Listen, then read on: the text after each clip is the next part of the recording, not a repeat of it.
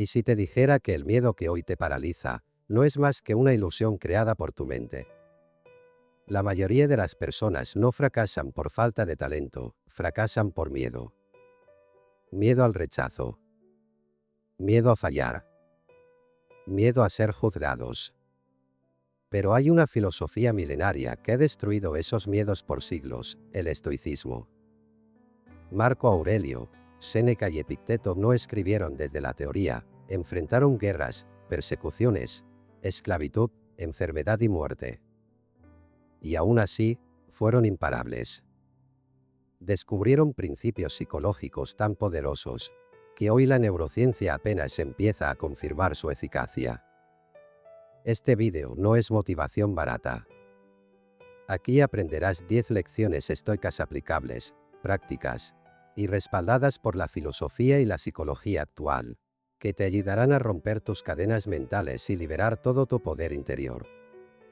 Si alguna vez has sentido que no estás viviendo a tu máximo nivel, que hay algo dentro de ti que quiere más pero no sabe cómo romper el muro del miedo, este contenido fue creado para ti. Porque no viniste a este mundo a sobrevivir, sino a conquistar. Lección 1. Tu miedo es mentira, domínalo con estoicismo. Sientes ese nudo en el estómago, ¿verdad? Ese pánico que a veces te paraliza, que te susurra cosas horribles al oído. ¿Y si te dijera que su origen real, su verdadera raíz, no está ahí fuera, en lo que pasa o podría pasar, sino aquí dentro? Sí, justo ahí, en tu propia mente. Parece una locura, ¿no? Estamos acostumbrados a pensar que el miedo es una respuesta directa a las cosas, al jefe que grita, a la cuenta bancaria que baja, a esa presentación que tienes que dar, al futuro incierto.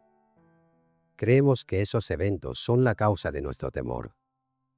Pero los antiguos estoicos, unos tipos increíblemente sabios que vivieron hace más de 2000 años, descubrieron algo revolucionario, algo que puede cambiar tu vida por completo si lo entiendes de verdad.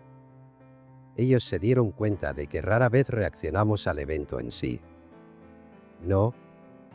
Reaccionamos a la historia que nos contamos sobre ese evento.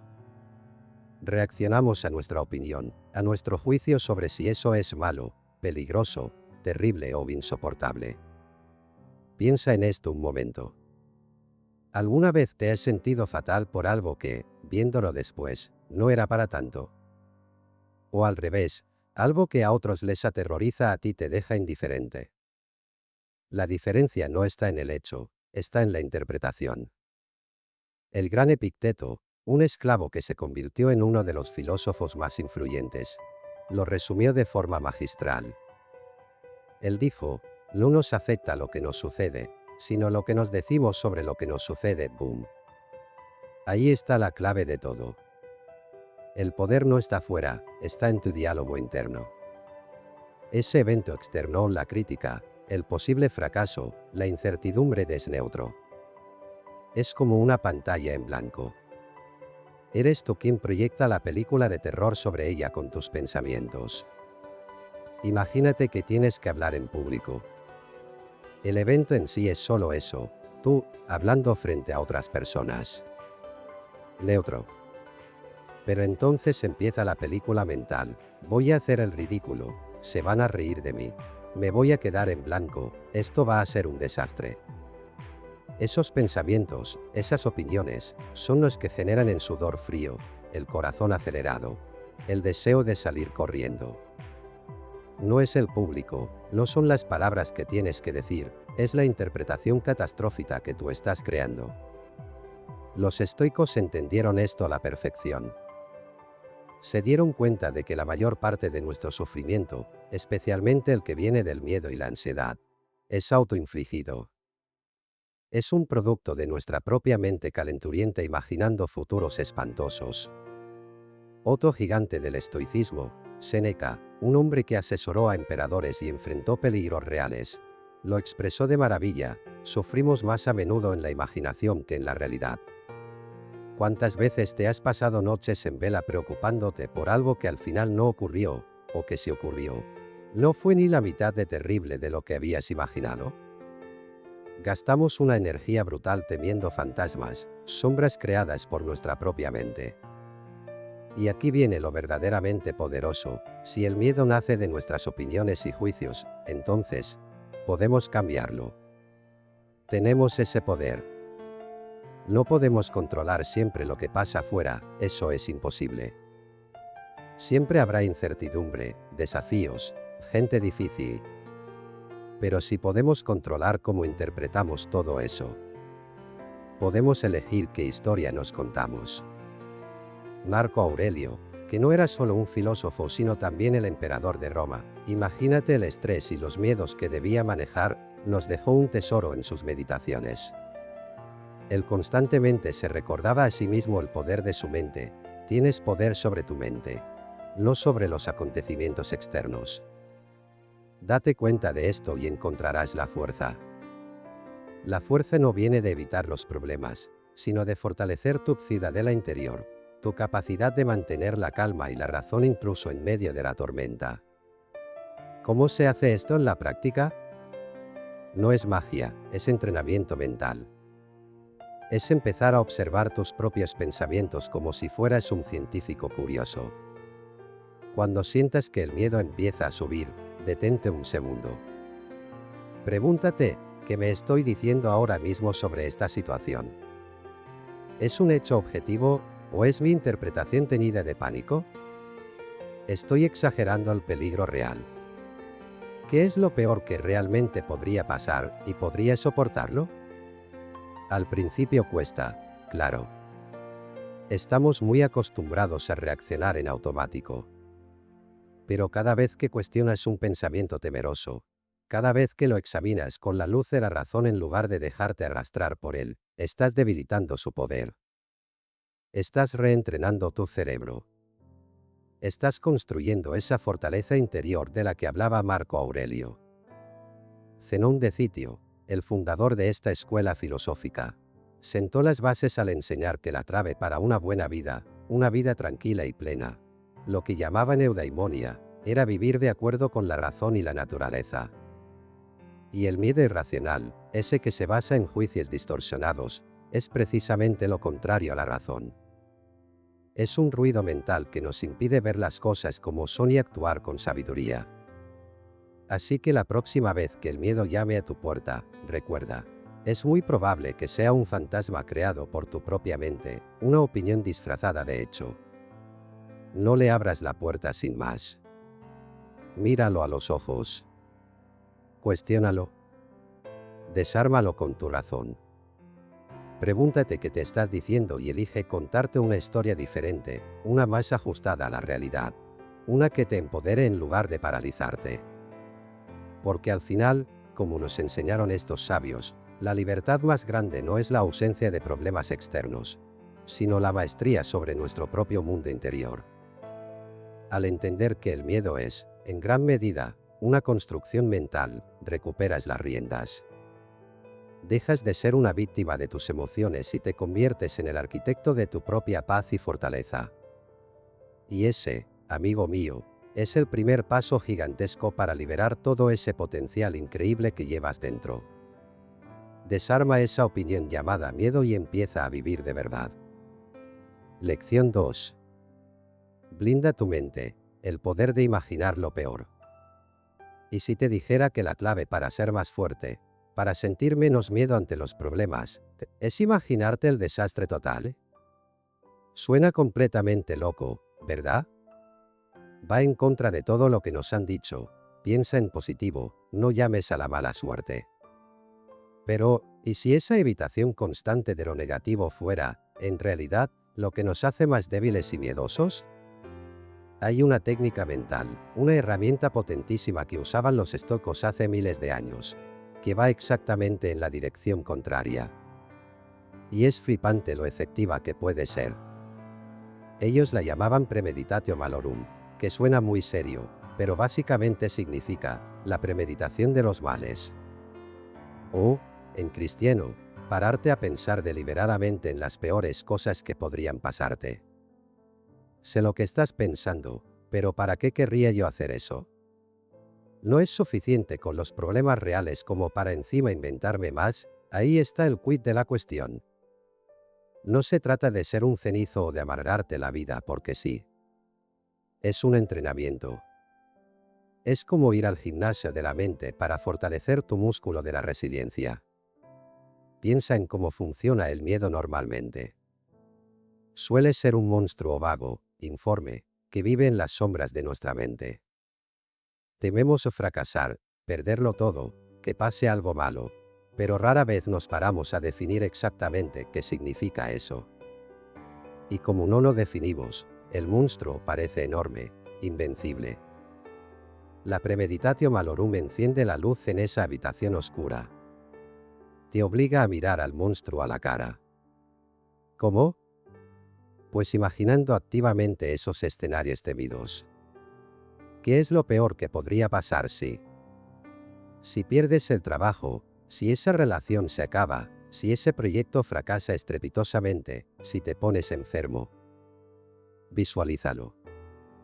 No te quedes en el qué horror, profundiza. ¿Qué pasaría realmente? ¿Cómo te sentirías? ¿Qué tendrías que hacer? ¿Qué recursos internos y externos podrías movilizar? ¿Qué quedaría intacto incluso en ese peor escenario? Al hacer esto de forma regular y controlada, ocurren varias cosas maravillosas, de nuevo, contraintuitivas. Primero, te desensibilizas. Es como una vacuna emocional. La primera vez que imaginas algo terrible, duele. Pero si lo haces de forma racional, como un ejercicio, la carga emocional va disminuyendo. El escenario pierde su capacidad de provocarte pánico inmediato porque ya lo has visitado mentalmente. Séneca, un maestro estoico que tuvo que lidiar con el exilio y la amenaza constante bajo el emperador Nerón, entendió esto perfectamente. Él nos decía algo así como, quien ha ensayado los males futuros en su mente, les quita fuerza cuando se presentan. Es decir, la familiaridad mental reduce el shock y el poder del golpe cuando, y si, llega. Segundo, te preparas. Al visualizar el problema, tu mente empieza a buscar soluciones o, al menos, estrategias de afrontamiento. Reduces la probabilidad de quedarte paralizado por la sorpresa o el pánico. Sabes, aunque sea hipotéticamente, qué pasos podrías dar. Esto te da una sensación de control, no sobre el evento externo, eso a menudo es imposible, sino sobre tu respuesta. Y como decía Epicteto, nuestro poder real reside precisamente ahí, en nuestras respuestas, juicios y acciones, no en lo que nos sucede externamente. Pensar en lo peor te ayuda a enfocarte en cómo actuarías tú, que es lo único que depende de ti. Tercero, y esto es potentísimo, empiezas a apreciar mucho más lo que tienes ahora. Al contemplar la pérdida, de salud, de dinero, de seres queridos, de comodidades, el presente se ilumina. Te das cuenta de todo lo bueno que das por sentado. Este ejercicio, lejos de amargarte, puede generar una profunda gratitud por las cosas sencillas de cada día. Valoras tu café matutino de otra manera si has pasado 5 minutos imaginando un futuro sin él. Y cuarto, ganas perspectiva. A menudo, cuando desmenuzas ese peor escenario, te das cuenta de que, aunque sería duro y doloroso, probablemente no sería el fin del mundo. Descubres que tienes más fuerza interior de la que crees.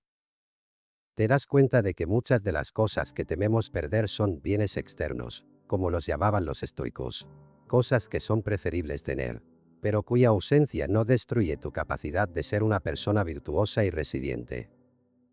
Marco Aurelio, el emperador filósofo, se recordaba constantemente en sus escritos que los obstáculos externos podían ser transformados en oportunidades para ejercitar la virtud, paciencia, coraje, justicia. La premeditatio te prepara para ver incluso el peor escenario como una posible, aunque difícil, arena para forjar tu carácter. Ahora, es importante diferenciar esto del simple catastrofismo o la ansiedad rumiante. No se trata de quedarse atrapado en un bucle de preocupación. Es un ejercicio deliberado, racional y limitado en el tiempo. Dedicas unos minutos, quizás por la mañana, a contemplar un posible escenario adverso. Analizas tu posible respuesta, reafirmas tu capacidad de afrontarlo, y luego sueltas y te enfocas en vivir tu día con virtud y propósito. ¿Da un poco de yuyu al principio? Puede ser. Pero piensa en un bombero entrenando para entrar en un edificio en llamas, o un piloto en un simulador de vuelo enfrentando una emergencia. No lo hacen porque les guste el peligro, lo hacen para que, si ocurre lo peor, su mente esté preparada. Sus reacciones sean más calmadas y sus acciones más efectivas. Este es el regalo de la premeditatio malorum. No te hace invulnerable a la desgracia, nadie lo es. Pero te hace mucho más resistente. Te ayuda a construir esa ciudadela interior de la que hablaban los estoicos.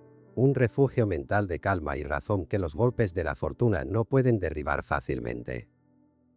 Neutralizas el poder paralizante del miedo anticipatorio. Liberas una cantidad enorme de energía mental que antes se gastaba en preocuparse por fantasmas indefinidos. Y con esa energía recuperada, con esa mente más clara y fortalecida, puedes actuar con más decisión, con más coraje, con más serenidad en el aquí y ahora. Así que, la próxima vez que un miedo te aceche, no huyas. Atrévete a hacer este ejercicio. Invita a ese peor escenario a tomar un café mental contigo. Míralo a los ojos, despójalo de su poder imaginario. Quizás descubras, como Séneca sugería, que al entrenar para lo peor, todo lo demás empieza a parecer mucho más ligero, mucho más manejable. Blindas tu mente no evitando la oscuridad, sino encendiendo una vela racional dentro de ella. Y esa es una forma poderosa de conquistar tus miedos y caminar por la vida con más confianza y paz. Lección 3. Tu único poder real, el secreto estoico. ¿Sabes cuánta energía vital, cuántos buenos ratos, cuánta paz mental malgastas cada santo día? Piénsalo un segundo. ¿Y si te dijera que probablemente el 99% de tus preocupaciones, de tus cabreos, de tus miedos, son sobre cosas que, por mucho que te esfuerces, no puedes cambiar ni un poquito? Parece una exageración, ¿verdad? Pero quédate conmigo, porque aquí hay una de las ideas más liberadoras que vas a escuchar en tu vida. Hace más de 2000 años, unos filósofos barbudos llamados estoicos, gente que vivió en tiempos tan o más caóticos que los nuestros, dieron con una clave, una distinción tan simple como revolucionaria, que es la base de casi todo su pensamiento. Y es esta: en la vida, hay cosas que dependen enteramente de nosotros, y hay cosas que no dependen de nosotros. Punto. El gran Epicteto, un tipo que empezó siendo esclavo y terminó siendo uno de los maestros de filosofía más respetados, así que sabía un par de cosas sobre lo que es no tener control externo, lo resumió de forma brutalmente sencilla. Algunas cosas dependen de nosotros, otras no. Ya está. Parece obvio, ¿no? Pero te aseguro que la mayoría de nosotros vivimos como si no lo fuera. Y ahí, justo ahí, en esa confusión, nace la mayor parte de nuestro sufrimiento. ¿Qué es lo que sí depende de nosotros? Nuestros juicios, lo que pensamos sobre las cosas, nuestras intenciones, nuestras decisiones, nuestros impulsos para actuar o no actuar, el esfuerzo que ponemos, nuestros valores, nuestro carácter. Básicamente, todo nuestro mundo interior y las acciones que elegimos emprender. Ese es nuestro jardín, nuestro terreno, nuestro reino. ¿Y qué es lo que no depende de nosotros? Pues, casi todo lo demás. El tiempo que hace, la economía global, lo que otras personas piensen de nosotros, si nos dan ese ascenso o no, si nos toca la lotería, si pillamos un atasco monumental, si alguien nos trata bien o mal. Nuestra salud a largo plazo, podemos influir, pero no controlarla al 100%. Nuestro propio cuerpo en muchos aspectos, y por supuesto, el pasado y el futuro. El problema gordo, la fuente de nuestra ansiedad, nuestra frustración, nuestra rabia y nuestro miedo, viene de mezclar estas dos categorías. Vivimos intentando desesperadamente controlar cosas que son, por naturaleza, incontrolables. Nos enfadamos con el tráfico como si nuestros gritos fueran a mover los coches. Nos obsesionamos con la opinión de gente a la que ni siquiera respetamos. Nos angustiamos por escenarios futuros que quizás nunca ocurran. Intentamos cambiar a los demás a la fuerza, ¿te suena? Es agotador, es inútil y nos roba la paz. Y al mismo tiempo, a menudo descuidamos lo único que sí está bajo nuestro mando total, nuestra propia mente, nuestras reacciones, nuestras elecciones. Los estoicos dijeron, basta ya de pelearse con el universo. Acepta radicalmente lo que no puedes cambiar. No digo que te guste, digo que reconozcas que es así. Y redirige toda esa energía que malgastas luchando contra molinos de viento hacia tu propio terreno. Enfócate obsesivamente en cultivar tu jardín interior. Trabaja en tus pensamientos, en tus decisiones, en tus acciones. Sé la mejor versión de ti mismo dentro de tu esfera de control. ¿Y qué pasa cuando haces eso? Pasa algo mágico. Te liberas. Dejas de ser una marioneta de las circunstancias externas. Tu tranquilidad ya no depende de que todo salga perfecto ahí fuera, cosa que nunca pasa. Tu paz empieza a nacer de dentro, de saber que estás haciendo lo mejor que puedes con lo que sí te toca. Séneca, otro peso pesado del estoicismo, insistía mucho en esto. Él sabía que la fortuna es caprichosa, que hoy puedes estar arriba y mañana abajo. Por eso decía que la sabiduría consiste en no depender de esos bienes externos que te pueden ser arrebatados en cualquier momento. Como él más o menos decía, el sabio no considera como bienes las cosas que pueden serle arrebatadas. La verdadera riqueza, la verdadera fortaleza, está en tu carácter, en tu virtud, en tu capacidad de juicio, y eso, nadie te lo puede quitar si tú no quieres. Cuando entiendes y practicas esta división, porque no basta con saberlo, hay que vivirlo, o te vuelves, en cierto sentido, invencible. No invencible a los golpes de la vida, claro que no. Seguirás teniendo problemas, decepciones, dolores. Pero serás invencible en tu núcleo. Nada ni nadie externo podrá obligarte a traicionar tus principios, a perder tu calma interior, a dejar de actuar con virtud, a menos que tú le des permiso con tus propios juicios. Tu ciudadela interior se vuelve inexpugnable. ¿Cómo llevar esto a la práctica diaria? Es un entrenamiento constante. Pausa y pregunta, ante cualquier situación que te perturbe, un correo feo, un comentario hiriente, un plan que se tuerce, un miedo que aparece, para un segundo y pregúntate, ¿qué parte de esto depende 100% de mí y qué parte no? Sé brutalmente honesto. Acepta y suelta, lo externo lo que caiga en la columna del no depende de mí, practica la aceptación. No es resignación pasiva de me da igual todo, es reconocer la realidad tal cual es, sin pelearte con ella. Suelta la necesidad de controlarlo. Respira hondo y déjalo ir. Enfócate y actúa, lo interno vuelca toda tu atención y energía en lo que sí depende de ti. ¿Cómo voy a interpretar esto? ¿Cómo voy a responder, o no responder? ¿Qué acción virtuosa puedo emprender ahora? ¿Qué puedo aprender de esto? ¿Cómo puedo mantener mi integridad y mi calma? Al principio cuesta, es normal. Llevamos toda la vida intentando controlar lo incontrolable. Pero cada vez que haces este ejercicio de triaje mental, fortaleces ese músculo estoico. Cada vez que eliges enfocarte en tu respuesta en lugar de quejarte de lo externo, ganas un poquito más de libertad interior. Marco Aurelio, el emperador que escribía para sí mismo en las noches de campaña militar, llenó sus meditaciones de recordatorios sobre esto. Se decía una y otra vez, esto es solo una impresión externa, no lo que yo digo que es. Mi tarea es responder con justicia, con templanza, con coraje, eso depende de mí. Esto no significa que no tengas metas o que no intentes mejorar las cosas en el mundo, claro que sí. Actúa, esfuérzate, persigue tus objetivos, Pero hazlo con la conciencia clara de que el esfuerzo y la intención son tuyos, pero el resultado final siempre tiene un componente externo incontrolable. Trabaja por lo mejor, pero preparado para aceptar lo que venga sin que destruya tu paz interior. Así que ahí lo tienes. El secreto estoico para una vida con menos miedo, menos frustración y más serenidad y poder personal. Deja de malgastar tu valiosa energía intentando dirigir la orquesta del universo. Concéntrate en tocar tu propio instrumento lo mejor posible. Ocúpate de tu jardín. Porque ahí, y solo ahí, reside tu verdadero poder y tu verdadera libertad. Empieza hoy mismo a practicar esta distinción, y verás cómo, poco a poco, recuperas las riendas de tu propia vida. Lección 4. Transforma el dolor en fuerza, método estoico. Sientes dolor, ¿verdad?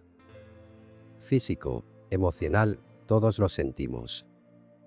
Es parte del paquete de estar vivo. Y si te dijera que sentirlo es inevitable, que te va a tocar sí o sí, pero sufrir por él, quedarte atrapado en ese sufrimiento, eso, amigo mío, es una elección. Suena fuerte, lo sé. Pero es una de las ideas más revolucionarias y liberadoras del pensamiento estoico. A ver, seamos claros, la vida duele. Te caes y te rompes algo, pierdes a alguien que quieres, te despiden del trabajo. Un proyecto en el que pusiste el alma fracasa, recibes críticas injustas. El dolor, la dificultad, la incomodidad son compañeros de viaje inevitables. Los estoicos no eran ingenuos, no vivían en un mundo de fantasía. Sabían perfectamente que la vida puede ser dura y, a menudo, dolorosa. No negaban el dolor. Pero aquí viene la magia, la vuelta de tuerca que lo cambia todo. Ellos hicieron una distinción brutalmente importante entre el dolor y el sufrimiento. El dolor es la sensación física o el evento emocional inicial. Es la herida, la pérdida, el revés. Eso, muchas veces, no lo podemos evitar. Pero el sufrimiento, el sufrimiento es la segunda capa que nosotros mismos añadimos encima. Es nuestra resistencia mental a lo que está pasando, es la historia que nos contamos sobre ese dolor. Esto es terrible, no puedo soportarlo, mi vida está arruinada, ¿por qué siempre a mí? Esto no debería estar pasando. Es ese diálogo interno de queja, de victimismo, de resistencia, eso es el sufrimiento. Y eso, decían los estoicos, sí que es opcional. Séneca, un tipo que tuvo que navegar las aguas turbulentas de la política romana y acabó bastante mal por ello, pero que nos dejó perlas de sabiduría, lo vio clarísimo. Él dijo, la dificultad fortalece la mente, como el trabajo lo hace con el cuerpo, fíjate qué pasada. No veía la dificultad como algo puramente negativo a evitar a toda costa. La veía como un gimnasio para el espíritu. Como una oportunidad para ejercitar y robustecer nuestra mente, nuestra resiliencia, nuestro carácter. ¿Significa esto que tienes que buscar el dolor o disfrutarlo? Para nada. Los estoicos no eran masoquistas. Lo que proponían era cambiar radicalmente nuestra relación con la incomodidad y el dolor cuando estos, inevitablemente aparecen. En lugar de derrumbarnos y añadir sufrimiento mental, podemos elegir verlo como una prueba, como un desafío que, si lo afrontamos con la actitud correcta, nos puede hacer más fuertes. ¿Cómo demonios se hace eso? ¿Cómo dejas de sufrir cuando algo duele un montón? Primero, con aceptación. Y ojo, aceptar no es resignarse en plan bueno, ¿qué le vamos a hacer? Ni tampoco significa que te guste lo que pasa. Aceptar, en sentido estoico, es reconocer la realidad tal cual es en este momento, sin pelearte mentalmente con ella. Es dejar de gastar energía en resistirte a lo inevitable. Es decir, ok, esto está pasando. Esto duele. Esta es la situación ahora mismo. Esa aceptación inicial, paradójicamente, reduce la tensión interna y, por tanto, el sufrimiento añadido. Segundo, trabajando tu interpretación. Como decía Epicteto, no nos perturban los hechos en sí, sino nuestros juicios sobre los hechos. El dolor inicial es un hecho, pero si tú le añades el juicio, esto es insoportable y va a destruir mi vida. Estás echando gasolina al fuego del sufrimiento. En cambio, puedes elegir interpretar la situación de otra manera. Esto es muy difícil, pero puedo afrontarlo. Esto duele, pero pasará. ¿Qué puedo aprender de esta experiencia tan chunga? ¿Qué virtud puedo practicar ahora mismo? ¿Paciencia, coraje, fortaleza? Cambiar la narrativa interna es clave para desactivar el sufrimiento opcional. Tercero, enfocándote en tu respuesta. Cuando el dolor golpea, es fácil quedarse paralizado en el ay, ay, ay. El enfoque estoico te invita a cambiar la pregunta. En lugar de ¿por qué a mí?, pregúntate ¿y ahora qué?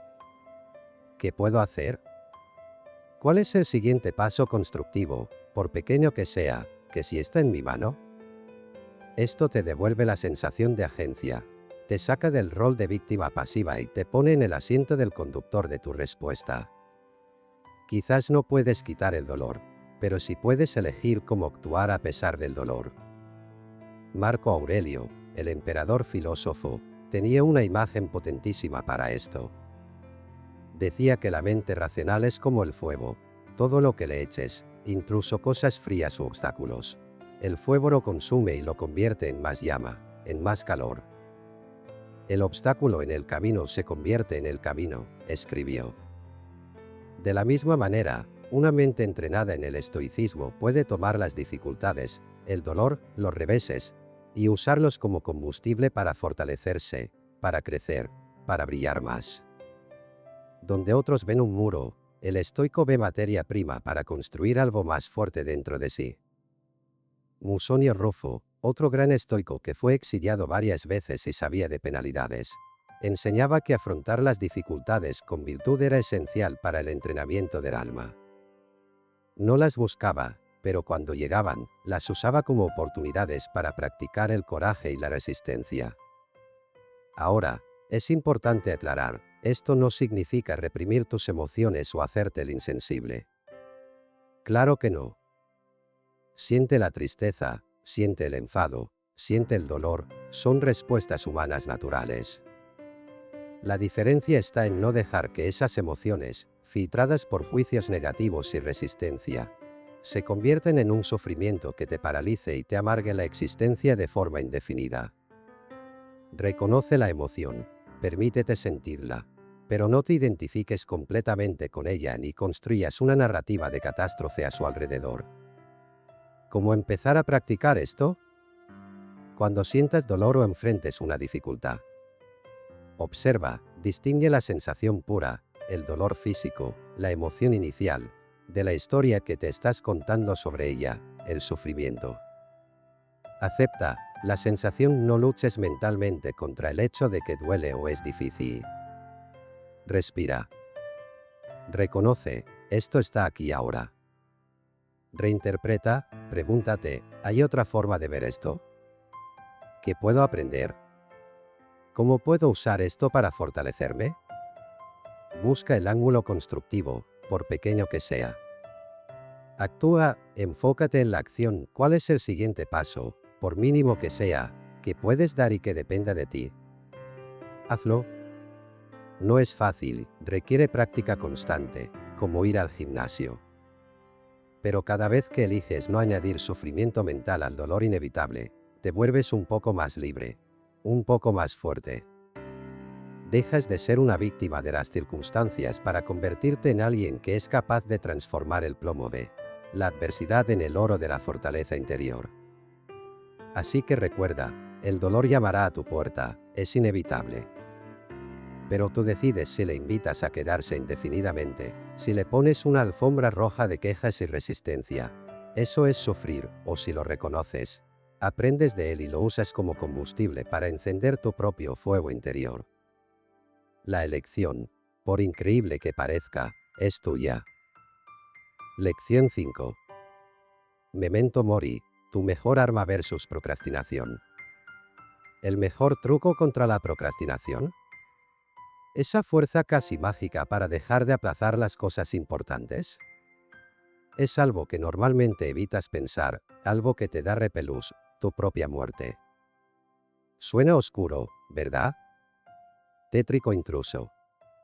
Pero espera, porque los estoicos, esos maestros de la fortaleza mental, le dieron la vuelta a esto de una forma increíblemente poderosa. Vivimos en una cultura que esconde la muerte, que la trata como un tabú, algo de mal gusto.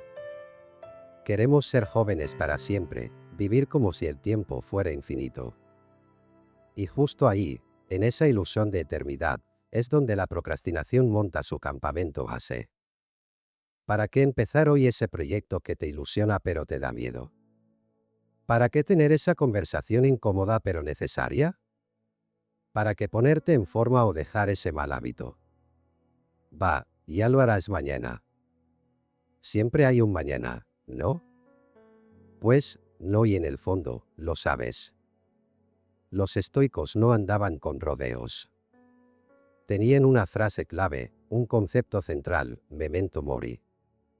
Recuerda que morirás. Zas. Directo a la mandíbula. Pero aquí está la genialidad, no lo decían para deprimir a nadie o para amargarte la existencia. Todo lo contrario.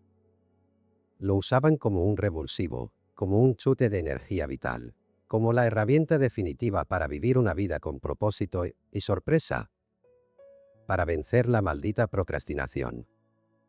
Marco Aurelio, el emperador romano que escribía sus reflexiones filosóficas en medio de campañas militares, se daba cuenta de cómo nos engañamos. Él observaba a la gente, y a sí mismo, y veía esa tendencia a vivir como si fuéramos inmortales. Una de sus ideas clave, que resuena con fuerza hoy, es esta: podrías salir de la vida ahora mismo. Deja que eso determine lo que haces, dices y piensas. ¿Qué frase?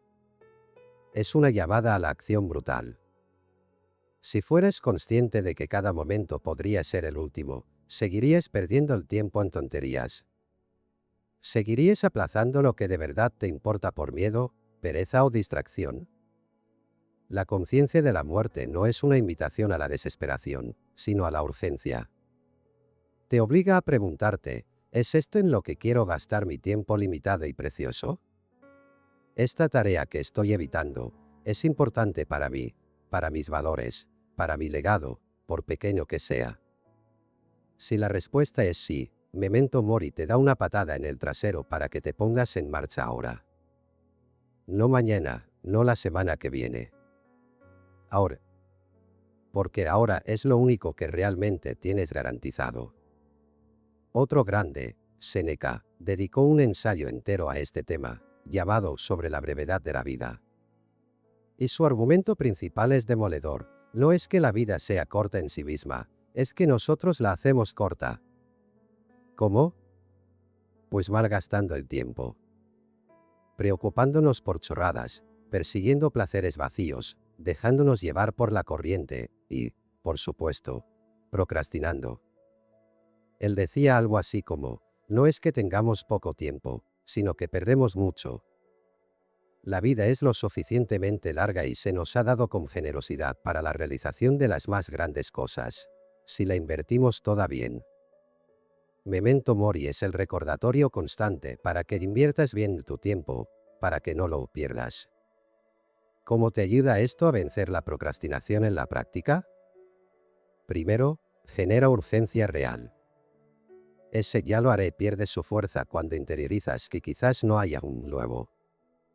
No es para agobiarte, sino para motivarte a aprovechar el presente. Segundo, clarifica tus prioridades. Pensar en tu mortalidad te obliga a filtrar lo importante de lo superfluo. ¿Realmente quieres pasar tus últimas horas, hipotéticas, haciendo scroll infinito o quejándote por tonterías? Probablemente no. Te ayuda a identificar qué tareas, qué proyectos, qué relaciones merecen tu energía ahora porque están alineadas con lo que de verdad valoras. Tercero, te da coraje. Muchas veces procrastinamos por miedo, miedo a fracasar, miedo a ser juzgados, miedo a no ser perfectos. Pero cuando pones esos miedos en la balanza contra la certeza de la muerte, se vuelven ridículamente pequeños. ¿Qué es peor, intentar algo y que salga mal? ¿O llegar al final de tu vida lamentando no haberlo intentado por miedo? Memento Mori te anima a ser valiente, a arriesgarte por lo que importa. Y cuarto, impulsa la acción. Convierte la inercia de patear pa'lante en un impulso hacia adelante. Cada tarea importante que completas, cada paso que das hacia tus metas significativas, se siente como una victoria contra el tiempo perdido, como una afirmación de vida frente a la finitud. Como usar Memento Mori sin caer en lo macabro. No se trata de empapelar tu casa con calaveras, aunque algunos estoicos sí usaban objetos como recordatorio. Se trata de una práctica mental. Un recordatorio matutino. Empieza el día tomando conciencia de que este día es un regalo, no una garantía. Pregúntate, ¿cómo voy a usar este tiempo de forma significativa?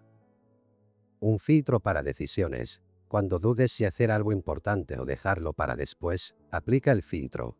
Si hoy fuera mi último día, ¿qué elegiría? Una herramienta de priorización. Usa la conciencia del tiempo limitado para identificar las 2 a 3 cosas más importantes que quieres lograr hoy, o esta semana, aquellas que de verdad mueven la aguja en tu vida. Epicteto, con su enfoque en lo que podemos controlar, nos diría que no controlamos el día ni la hora de nuestra muerte, pero sí controlamos cómo usamos cada momento que se nos da hasta entonces. Memento Mori es la herramienta que nos ayuda a ejercer ese control sabiamente, enfocando nuestra energía en acciones virtuosas y significativas ahora. Así que no veas la muerte como un enemigo tétrico al final del camino. Vélala como una consejera silenciosa a tu lado, una que te susurra al oído, el tiempo corre. Vive. Actúa. No desperdicies este momento. Usar la conciencia de tu mortalidad no te va a quitar las ganas de vivir, te las va a multiplicar. Te va a impulsar a dejar de lado las excusas, a superar la pereza y a ponerte manos a la obra con aquello que sabes que tienes que hacer. Deja que el Memento Mori sea tu combustible, no tu freno.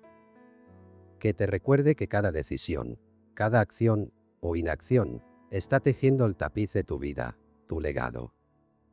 Vas a seguir dejando los hilos más importantes para un mañana que quizás nunca llegue. O vas a coger la aguja y empezar a coser ahora, con intención, con coraje, con la vibrante conciencia de que vivir es un privilegio urgente. La elección, como siempre, es tuya. Lección 6. Actúa con miedo, descubre tu coraje estoico. ¿Piensas que ser valiente es no tener miedo? ¿Que la gente con coraje son esos héroes de película que van por ahí sin que les tiemble el pulso? Olvida esa idea. Te han contado mal la historia, o al menos, no te han contado la versión estoica, que es mucho más real, sinceramente, mucho más útil para tu vida. Todos sentimos miedo.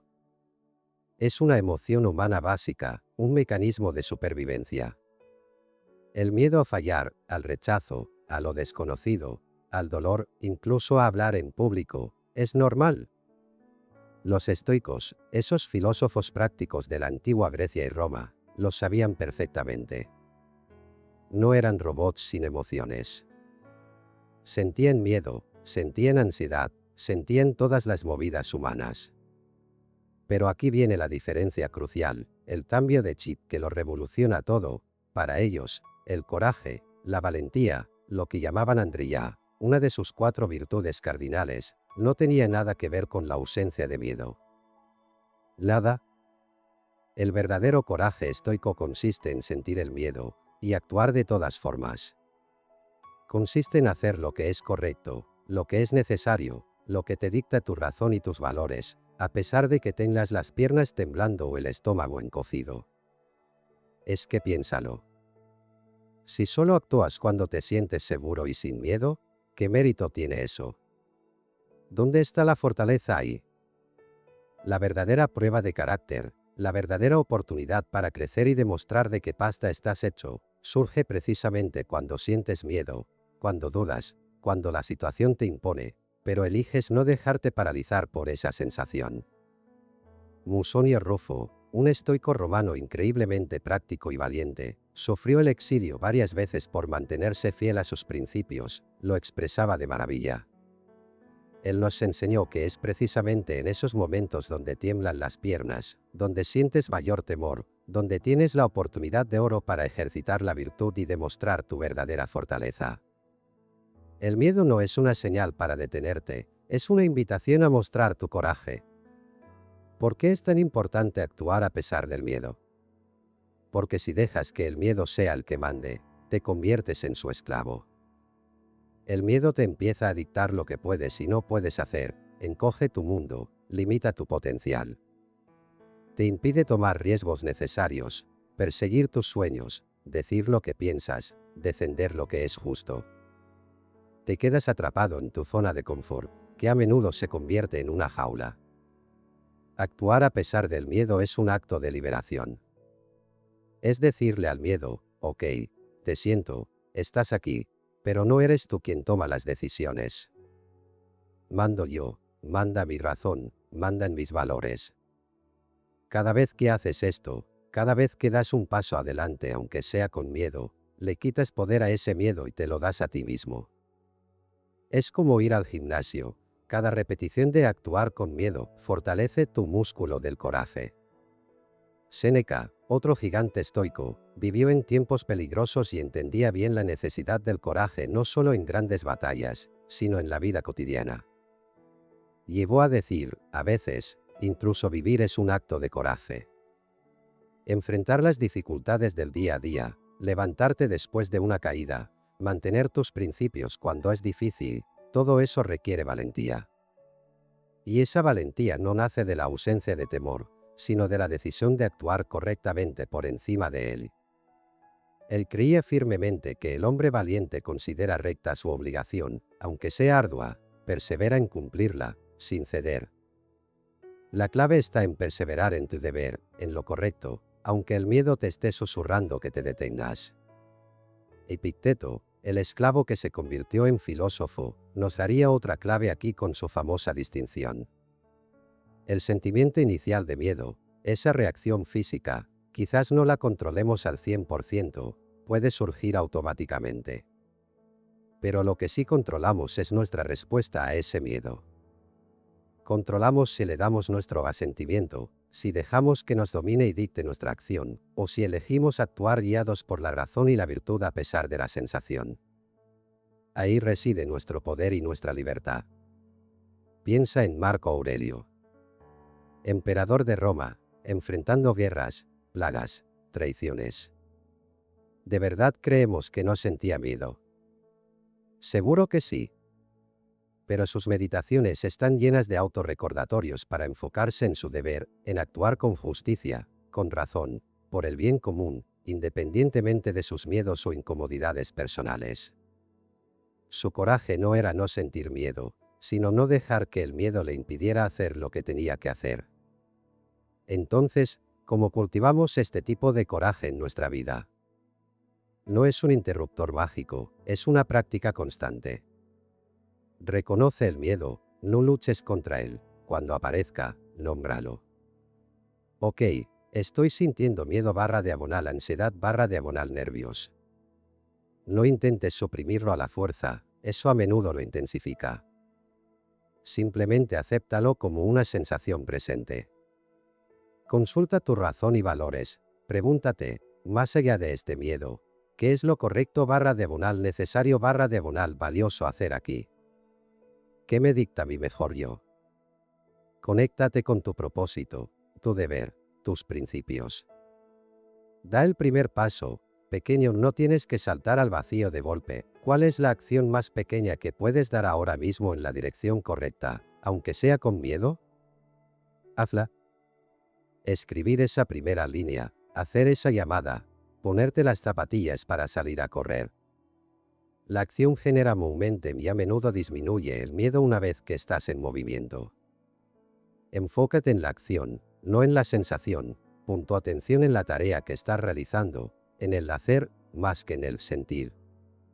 El miedo puede seguir ahí de fondo, como un ruido, pero tú decides a que le subes el volumen. Recuerda, es una oportunidad. Cada vez que actúas a pesar del miedo, estás entrenando tu coraje. Míralo como una oportunidad para fortalecerte, como decía Musonio Rufo. El objetivo no es volverte un témpano de hielo sin miedo. Eso ni es realista ni es deseable. El objetivo es cambiar tu relación con el miedo. Que deje de ser tu jefe para convertirse, como mucho, en un consejero al que escuchas, analizas racionalmente, y luego decides si le haces caso o no basándote en tus principios. La verdadera fortaleza no reside en no tener miedo, sino en dominarlo. En ser capaz de moverte, de actuar, de hacer lo correcto incluso cuando él está presente. Eso es el coraje estoico. Y la buena noticia es que es una habilidad que se puede entrenar y desarrollar. Cada vez que eliges la acción virtuosa por encima de la parálisis del miedo, estás un paso más cerca de liberar tu verdadero potencial y de vivir una vida más plena y significativa. Así que la próxima vez que sientas miedo, recuerda, no es una señal de stop obligatoria, es una luz ámbar que te invita a consultar tu brújula interior, si la dirección es la correcta, a pisar el acelerador de la acción. Lección 7. Domina tus emociones, el secreto estoico. Esa oleada de pánico que te sube por el pecho. Esa rabia que te ciega y te hace decir cosas de las que luego te arrepientes. Ese impulso irrefrenable de hacer algo que sabes que no te conviene. ¿Y si te dijera que eso no eres realmente tú? Que tú eres otra cosa, algo mucho más poderoso que está por encima de todo ese caos. Suena raro, ¿eh? Pero es una de las ideas más liberadoras y transformadoras que nos legaron los estoicos. Estamos acostumbrados a identificarnos totalmente con nuestras emociones. Estoy enfadado, estoy muerto de miedo, estoy depre. Como si esa emoción fuera nuestra identidad completa en ese momento. Y claro, cuando te sientes así, parece que no hay más opción que dejarse arrastrar por la corriente. Reaccionamos en automático, el miedo nos paraliza o nos hace huir, la ira nos hace atacar, el deseo nos hace ceder. Actuamos como animales reactivos, movidos por el instinto y la emoción del momento. Pero los estoicos nos dieron una noticia bomba, no somos solo eso. Sí, tenemos esas emociones primarias, esos impulsos, forman parte de nuestra biología. Pero tenemos algo más, algo que nos distingue y nos da un poder increíble. Tenemos una mente racional, una capacidad de pensar, de juzgar, de elegir. Tenían una palabra para designar este centro de mando de nuestra mente, el hegemonicon. Quédate con el nombre o llámalo como quieras, tu yo racional, tu director interno, tu capitán del barco. Lo importante es entender que existe y que está al mando. O al menos, tiene el potencial para estarlo. Desde los inicios del estoicismo, con Zenón de Citio paseando y enseñando en Atenas, y luego con figuras como Crisipo, que fue un crack sistematizando todas estas ideas, quedó claro que nuestra naturaleza esencial es racional. Vivir bien, vivir una vida plena y con sentido, eudaimonia, significaba para ellos vivir de acuerdo con la razón. Y eso implica, necesariamente, aprender a gestionar esas emociones desordenadas, que a menudo nos alejan de nuestro camino.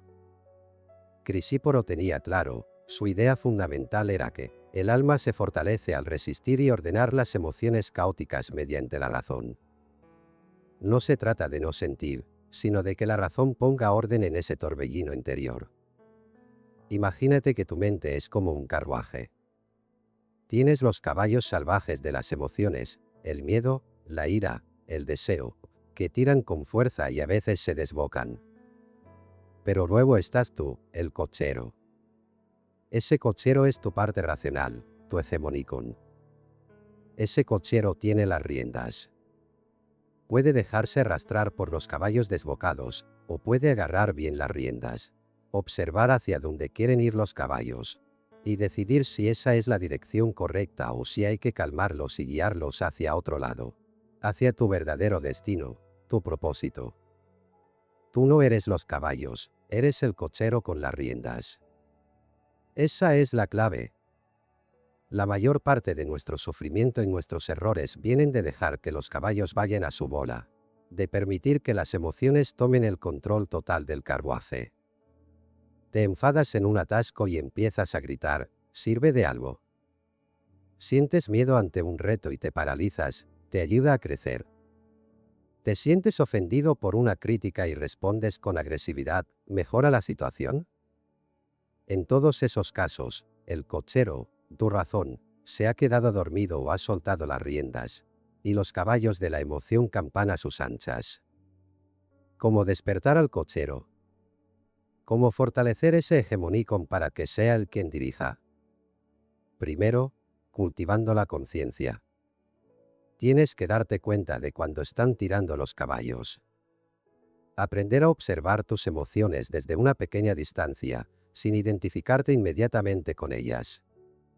Es ese pequeño espacio que Viktor Frankl, que no era estoico, pero bebía de fuentes similares, describía entre el estímulo y la respuesta. En ese espacio reside tu libertad de elegir.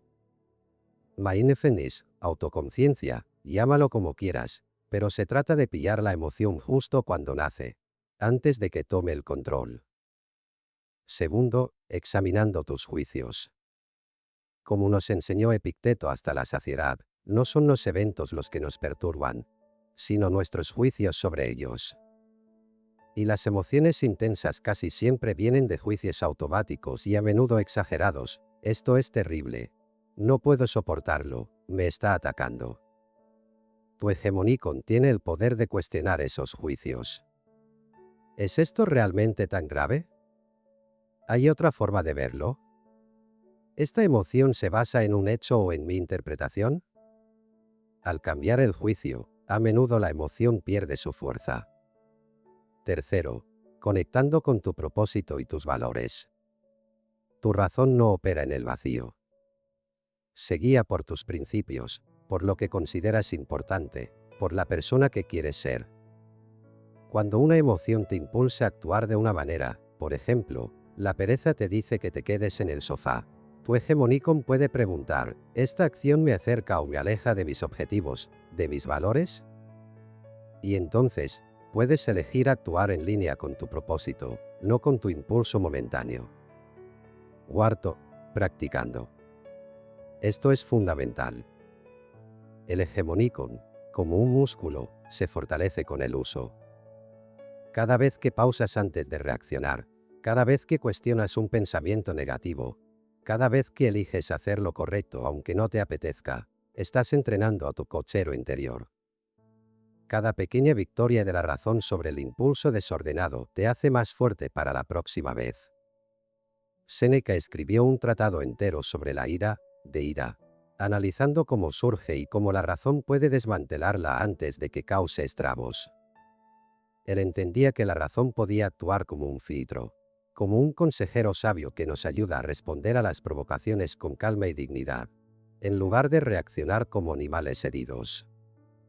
Y Marco Aurelio, en sus meditaciones, se recordaba constantemente a sí mismo, que tu principio rector, el hegemonicón, se baste a sí mismo en la realización de actos de justicia. No permitas que las impresiones externas te perturben. Concédete tiempo libre para aprender algo bueno y deja de dar vueltas. Era una lucha constante por mantener a su cochero despierto y al mando, en medio del caos del imperio. Es crucial entender que el objetivo estoico no es convertirse en un robot sin emociones, un Spock de la vida real. No. Las emociones son naturales e incluso útiles, nos dan información.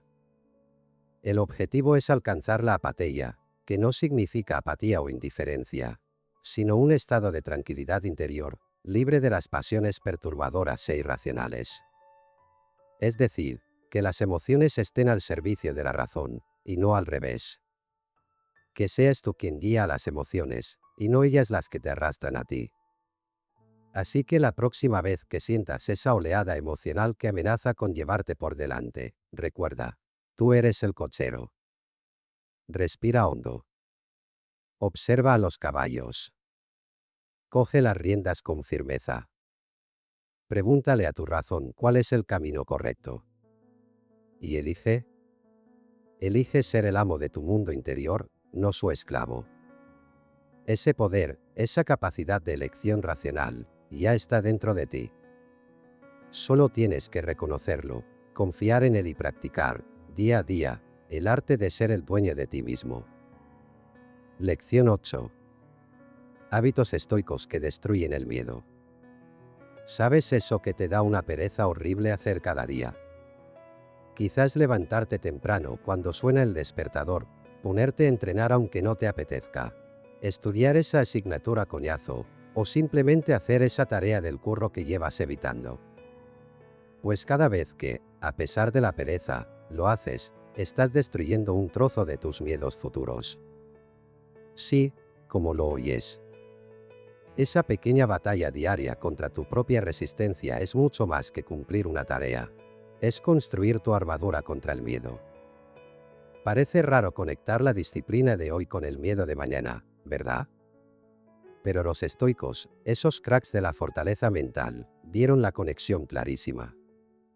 El miedo al futuro, miedo a no ser capaz, a fracasar, a que las cosas se pongan feas, a no tener control, se alimenta de nuestra percepción de debilidad actual.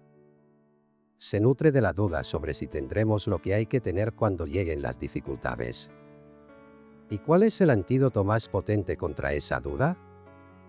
La evidencia. La prueba irrefutable que te das a ti mismo, día tras día, de que sí eres capaz. Capaz de hacer cosas difíciles. Capaz de controlar tus impulsos. Capaz de mantener tus compromisos contigo mismo. Capaz de perseverar aunque no tengas ganas. Esa es la esencia de la autodisciplina estoica. No la veas como un castigo, olvídate de esa idea. La disciplina no es para amargarte la vida. Es entrenamiento. Es preparación. Como decía Séneca, un tipo que sabía de dificultades, la dificultad fortalece la mente, como el trabajo lo hace con el cuerpo. Cada vez que eliges hacer lo correcto o lo necesario en lugar de lo fácil o placentero, estás haciendo pesas, con tu fuerza de voluntad, estás fortaleciendo tu músculo mental. Estás preparando tu mente para cuando vengan los verdaderos vendavales de la vida. Porque vendrán. Epicteto, ese sabio ex-esclavo, insistía mucho en la importancia de enfocarnos en nuestro propio comportamiento. Una de sus ideas clave, que a menudo se resume como, sé estricto contigo mismo, indulgente con los demás, no va de ser un tirano contigo mismo. Va de asumir la responsabilidad de tu propio carácter, de tus acciones, de tus hábitos. Va de exigirte a ti mismo vivir de acuerdo con tus valores, de no fallarte. ¿Por qué? Porque esa autoexigencia razonable construye autoestima, autorrespeto y una confianza interna sólida. Y una persona que confía en su propia capacidad para manejar las cosas, para mantenerse firme en sus principios, tiene mucho menos espacio para que el miedo eche raíces. Piensa en ello como construir una muralla, una fortaleza interior, lo que Marco Aurelio llamaba tu ciudadela interior. Cada hábito positivo que incorporas, cada acto de autodisciplina, es un ladrillo que pones en esa muralla. Te levantas temprano para meditar, estudiar o hacer algo productivo. ¡Pum! Un ladrillo. Eliges comer sano en lugar de la comida basura que te apetece. Plaz. Otro ladrillo. Controlas tu temperamento en una discusión en lugar de estallar. Zas. Un ladrillo más. ¿Ahorras un poco cada mes en lugar de gastarlo todo en caprichos? Cric. Otro ladrillo fuerte. Cumples con tu rutina de ejercicio aunque estés cansado. Tlan. Un ladrillo sólido. Te enfrentas a esa tarea incómoda en lugar de posponerla. Toc. Un ladrillo bien puesto. Día tras día, ladrillo a ladrillo, construyes una fortaleza. Y cuando lleguen los miedos futuros, la incertidumbre económica, los problemas de salud, los reveses profesionales, las críticas, te pillarán dentro de tu ciudadela, no a la intemperie. Tendrás la evidencia interna de que puedes resistir, de que tienes recursos, de que eres más fuerte de lo que pensabas. Esta disciplina diaria ataca directamente a las raíces de muchos miedos específicos. Miedo al fracaso. La disciplina te enseña a perseverar, a manejar la frustración, a enfocarte en el proceso. Te demuestra que puedes levantarte después de caer. Miedo a la dificultad. Al elegir voluntariamente hacer cosas incómodas cada día, como el ejercicio o el estudio, te vacunas contra el malestar. Cuando la dificultad real llegue sin que la elijas, te parecerá menos terrible porque ya estás familiarizado con la sensación de esfuerzo y superación. Musonio Rufo, otro estoico muy práctico, insistía en este tipo de entrenamiento diario, ascesis, como esencial. Miedo a la falta de control. La autodisciplina es la máxima expresión de autocontrol. Te recuerda constantemente que, aunque no controles el mundo exterior, sí puedes controlar tus propias acciones y reacciones. Miedo a ser débil. Cada acto de disciplina es una afirmación de tu fuerza interior, de tu capacidad de elegir la razón sobre el impulso. Marco Aurelio, siendo emperador, podría haber vivido rodeado de lujos y caprichos. Sin embargo, sus escritos muestran una rutina rigurosa, un constante autoexamen y un compromiso férreo con su deber. Sabía que esa disciplina interna era su ancla en medio del caos. Y aquí viene la gran paradoja que los estoicos entendieron también. Mucha gente ve la disciplina como una falta de libertad, como una restricción. Pero es justo al revés. La indisciplina es la que te hace esclavo, esclavo de tus antojos, de tu pereza, de tus miedos, de las circunstancias. La disciplina, en cambio, te da libertad. Libertad para elegir tus acciones en lugar de ser arrastrado por ellas.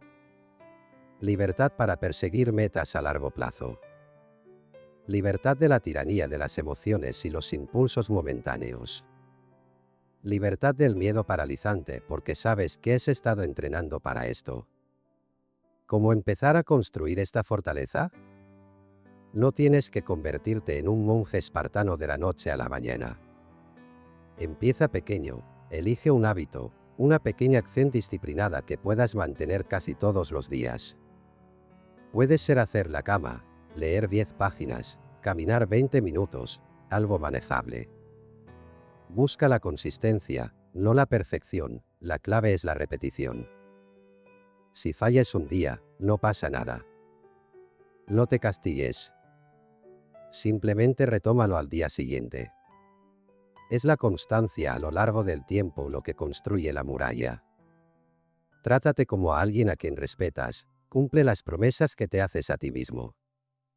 Si decides que vas a hacer algo, hazlo, dentro de lo razonable. Esto construye autoconfianza, que es un repelente natural del miedo. Cada pequeño acto de disciplina hoy es una inversión en tu tranquilidad futura. Es una forma activa y poderosa de decirle al miedo, puede que vendas, pero yo me estoy preparando. Estoy construyendo mi fortaleza, ladrillo a ladrillo. No subestimes el poder de esas pequeñas batallas diarias. Son ellas las que, sumadas, forjan un carácter resiliente y te permiten enfrentar el futuro, no sin miedo quizás, pero sí con la confianza de que podrás manejar lo que venga. Lección 9. Mente de acero, el entrenamiento estoico diario. Piensa en tu mente como un músculo.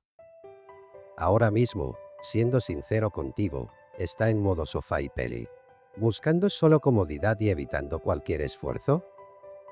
O está en el gimnasio, activa, entrenando, lista para levantar peso y afrontar lo que venga. La mayoría de nosotros, si no tenemos cuidado, convertimos nuestra mente en un refugio blandito, un lugar donde escondernos de las dificultades del mundo. Pero los estoicos nos lanzaron un desafío radical. Tu mente no es un spa para relajarte, es un campo de entrenamiento. Es tu gimnasio personal para forjar la fuerza que necesitas para navegar la vida. Nos encanta la comodidad mental, ¿a que sí? Evitar pensamientos difíciles, conversaciones incómodas, problemas complejos. Buscamos la distracción fácil, el entretenimiento pasivo. Y oye, un poco de descanso está bien, pero si tu mente está siempre en modo refugio, se vuelve foza, débil. Se desacostumbra al esfuerzo. Y entonces, cuando la vida, que inevitablemente lo hará, te lanza una curva, un problema, una adversidad, zas, te pilla desprevenido, sin fuerza mental, y te derrumbas o te sientes totalmente superado. El miedo campa a sus anchas porque, en el fondo, sabes que no has entrenado. Los estoicos tenían una visión muy diferente. Veían la vida no como un paseo tranquilo por el parque, sino como algo que requiere preparación, esfuerzo y habilidad. Marco Aurelio, el emperador filósofo, lo comparaba a menudo con la lucha o la milicia. Él escribió algo como, la vida se parece más a la lucha que a la danza. No lo decía para ser un aguafiestas, sino para recordarnos que necesitamos estar preparados, ágiles, fuertes mentalmente, porque van a venir golpes, bloqueos, desafíos. Y tu mente es tu principal herramienta para esa lucha. Más te vale tenerla a punto. Entonces, ¿qué significa entrenar la mente al estilo estoico? No se trata de hacer sudokus o aprender 1000 datos, aunque aprender siempre está bien. Se trata de ejercicios específicos diseñados para fortalecer tu razón, tu resiliencia y tu capacidad de actuar bien bajo presión. Es una ascesis, una práctica constante. ¿Qué tipo de ejercicios hacían ellos y podemos hacer nosotros? Visualizar las dificultades, premeditatio malorum, como ya hemos visto en otras ocasiones. Dedicar unos minutos cada día a contemplar posibles problemas futuros, perder el trabajo, enfermar. Enfrentar críticas, no para agobiarte, sino para prepararte mentalmente. Es como hacer sparring con la adversidad en tu cabeza. Reduce el factor sorpresa y te permite pensar en posibles respuestas con calma. Practicar la dicotomía del control, entrenar tu mente para distinguir constantemente que depende de ti, tus juicios, tus acciones, y que no, lo externo. Esto es como aprender a enfocar tu energía mental solo donde es útil, dejando de malgastarla en lo inútil. Es un ejercicio diario de clasificación y enfoque. Desafiar tus impresiones, no creerte el primer pensamiento o juicio que te viene a la cabeza, especialmente ante situaciones difíciles. Cuestionarlo, ¿es esto verdad? ¿Es realmente tan terrible? ¿Hay otra forma de verlo? Epicteto insistía en esto, examina tus impresiones antes de aceptarlas. Es como entrenar a un portero de discoteca mental que no deja pasar cualquier pensamiento chungo sin identificarlo. Buscar la incomodidad voluntaria, esto es clave y Musonio Rufo era un gran defensor. Hacer cosas incómodas a propósito, pero de forma segura y controlada, una ducha fría, ayunar unas horas, dormir en el suelo una noche, resistir una compra impulsiva. ¿Por qué? Porque acostumbras a tu mente y a tu cuerpo a que la incomodidad no es el fin del mundo. Te vuelves más resistente a las dificultades involuntarias que la vida te traerá. Es como ponerte pequeñas vacunas de incomodidad. Recordar la finitud, memento mori, tener presente que tu tiempo es limitado para no malgastarlo en tonterías y enfocarte en lo importante. Es un ejercicio de perspectiva y priorización.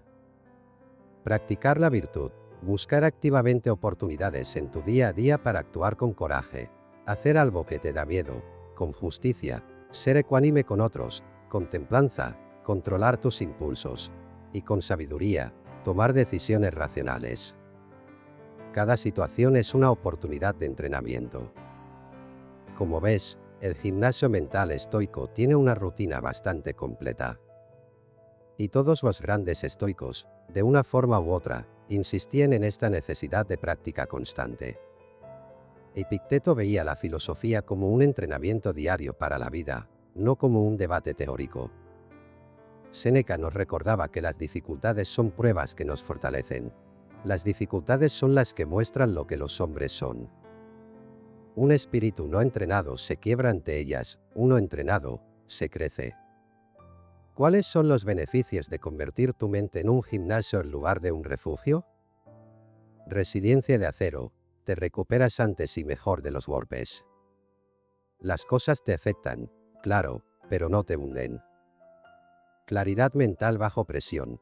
Cuando todo alrededor es caos, tu mente entrenada puede mantener la calma, analizar la situación y tomar decisiones más inteligentes. Menos miedo y ansiedad. La preparación reduce el temor a lo desconocido. Sabes que, aunque no controles lo que pasa, has entrenado tu capacidad de respuesta. Transformación de obstáculos. Empiezas a ver los problemas no como muros infranqueables, sino como oportunidades para poner en práctica tu entrenamiento y hacerte más fuerte. La idea del fuego de Marco Aurelio. Paz interior duradera. La verdadera tranquilidad no viene de que no haya problemas, sino de la confianza profunda en tu capacidad para afrontarlos. Esa confianza se construye entrenando. Cómo empezar hoy mismo a montar tu gimnasio mental. Dedica tiempo, igual que vas al gimnasio físico, reserva unos minutos cada día. Incluso 5 o 10 son un buen comienzo para tu entrenamiento mental. Puede ser por la mañana para prepararte, o por la noche para reflexionar. Elige un ejercicio. Empieza con 1 o 2 ejercicios estoicos que resuenen contigo. Quizás practicar la dicotomía del control con cada problema que surja, o hacer una pequeña visualización negativa cada mañana. Busca microincomodidades, identifica pequeñas cosas que te saquen de tu zona de confort y hazlas de vez en cuando. Reflexiona y ajusta, revisa cómo te va, qué funciona, qué necesitas practicar más. Sé tu propio entrenador personal. Tu mente es tu activo más valioso. No la dejes abandonada en el sofá de la comodidad. Trátala como lo que es, un instrumento increíble que necesita ser afinado, cuidado y fortalecido a diario. Convierte el entrenamiento mental en parte de tu rutina. Al principio requiere esfuerzo, como empezar a hacer ejercicio físico. Pero con el tiempo, la fortaleza mental se convierte en tu nuevo estado natural. La adversidad deja de ser una catástrofe para ser, bueno, parte del entrenamiento. Y la grandeza, entendida como vivir con virtud y resiliencia, deja de ser un ideal lejano para convertirse en el resultado lógico de tu práctica diaria. Empieza hoy a construir esa mente de acero. Lección 10. El miedo real, no vivir tu potencial. ¿Cuál es tu mayor miedo? Párate a pensarlo un segundo, en serio. ¿Fracasar en algo? ¿Que te rechacen? ¿Las arañas, quizás? ¿Hablar en público? Te apuesto lo que quieras a que hay uno mucho peor, uno más profundo que a menudo ni siquiera nos atrevemos a mirar. El miedo a llegar al final de tus días, mirar atrás y darte cuenta, con una punzada en el alma, de que no fuiste quien podrías haber sido. Que dejaste gran parte de tu potencial sin explorar, sin desarrollar, metido en un cajón ¿por qué? ¿Por miedo? ¿Por cómo dirá? Por dejarlo siempre para mañana. Ese, amigos míos, es el verdadero terror existencial. Hay estudios y testimonios, como los de enfermeras que cuidan a personas en sus últimos momentos, que revelan cuál es el arrepentimiento más común al final de la vida. Y no suele ser ojalá hubiera trabajado más horas o ojalá hubiera tenido un coche más caro. Casi siempre es algo como, ojalá hubiera tenido el coraje de vivir una vida fiel a mí mismo, no la vida que otros esperaban de mí. Ojalá hubiera perseguido mis sueños. Ojalá hubiera expresado mis sentimientos. Ojalá me hubiera permitido ser más feliz. En resumen, ojalá hubiera vivido mi potencial. Los estoicos, hace más de 2000 años, ya tenían esto caladísimo. Zenón de Citio, el fundador de la escuela, nos dejó una idea potentísima, algo así como, el mayor desperdicio en la vida es no desarrollar todo aquello que puedes llegar a ser. ¿Qué frase? No se trata solo de desperdiciar talento en el sentido de habilidades o carrera profesional, aunque también.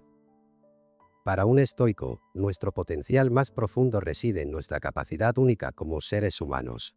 nuestra capacidad para la razón, para la virtud, para la conexión social, para la fortaleza interior.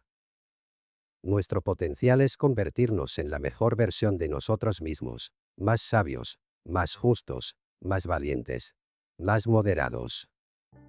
Y no desarrollar eso, dejar que esa capacidad se atrofie, eso sí que es un desperdicio trágico. ¿Y por qué lo hacemos? ¿Por qué tan a menudo nos conformamos con menos de lo que podríamos ser? Las razones son muchas, pero casi siempre, en el fondo, está el miedo disfrazado de mil maneras. Miedo al juicio. ¿Qué pensarán los demás si intento esto? ¿Si digo lo que realmente pienso? ¿Si sigo mi propio camino? Mejor me quedo calladito y sigo la corriente. Miedo al fracaso. ¿Y si no sale bien? ¿Y si hago el ridículo? Mejor ni lo intento, así seguro que no fallo, pero tampoco acierto nunca. Amor a la comodidad. Salir de la zona de confort da pereza y miedo. Es más fácil quedarse en lo conocido, aunque nos sintamos estancados o insatisfechos.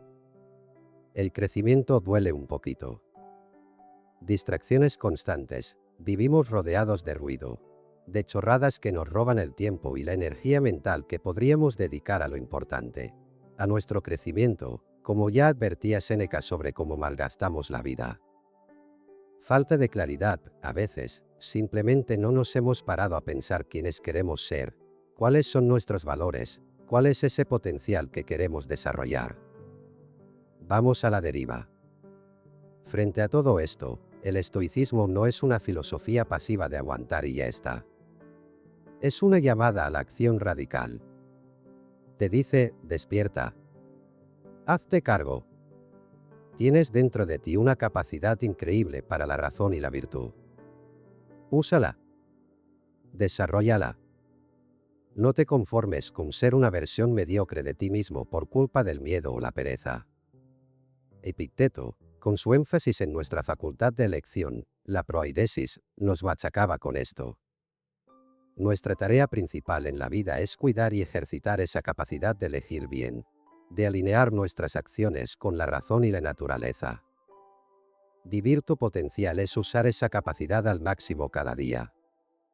Él te preguntaría, ¿estás usando hoy tu razón para ser mejor persona, para actuar con virtud? ¿O estás dejando que el miedo, el deseo o las opiniones ajenas te manejen como a una marioneta?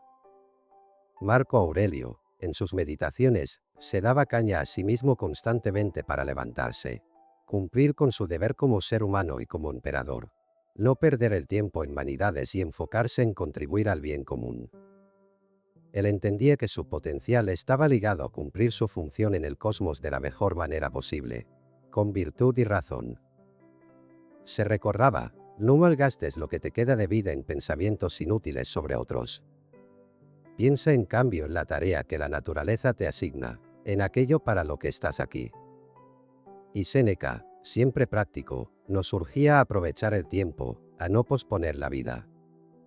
No esperar a la jubilación o a cuando tenga tiempo para empezar a vivir de verdad, para cultivar nuestra sabiduría, para ser quienes queremos ser. El momento es ahora. Para un estoico, ser fiel a ti mismo, vivir tu potencial, significa ser fiel a tu naturaleza racional y social. Significa esforzarte cada día por cultivar las virtudes. Sabiduría, ver las cosas con claridad, tomar buenas decisiones. Justicia, tratar a los demás con equidad y amabilidad, contribuir al bien común. Coraje, hacer lo correcto aunque tengas miedo, afrontar las dificultades. Templanza, autocontrol, moderación, no ser esclavo de tus impulsos. Vivir tu potencial es trabajar en esto cada día. ¿Cómo empezar? Pregúntate, ¿estoy orgulloso de cómo estoy viviendo? ¿Hay algo importante que estoy dejando de hacer por miedo? ¿Qué pequeño paso puedo dar hoy para alinearme más con la persona que aspiro a ser? Define tus valores. ¿Qué es lo más importante para ti? ¿La honestidad, el aprendizaje, la conexión, el coraje?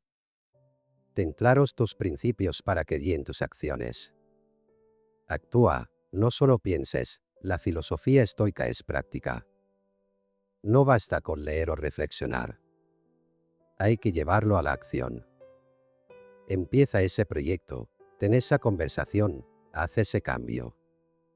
Aunque sea un paso minúsculo. Acepta la incomodidad, el crecimiento rara vez es cómodo. Habrá miedo, habrá dudas, habrá esfuerzo. Normal. Acéptalo como parte del proceso de desarrollar tu potencial. El miedo a la muerte física es natural. Pero quizás el miedo más profundo, el que de verdad debería ponernos las pilas, es el miedo a una muerte en vida, pasar por aquí sin haber desplegado nuestras alas, sin haber aportado lo mejor de nosotros, sin habernos convertido en la persona que estábamos destinados a ser. No dejes que ese miedo te paralice en el futuro. Úsalo como combustible ahora. Que la idea de mirar atrás con arrepentimiento te impulse a tomar decisiones valientes hoy. Que te motive a superar la pereza, a enfrentar tus miedos, a invertir tu tiempo y energía en lo que realmente importa, convertirte, día a día, en la versión más sabia, justa, valiente y plena de ti mismo. Ese es tu mayor desafío y tu mayor aventura.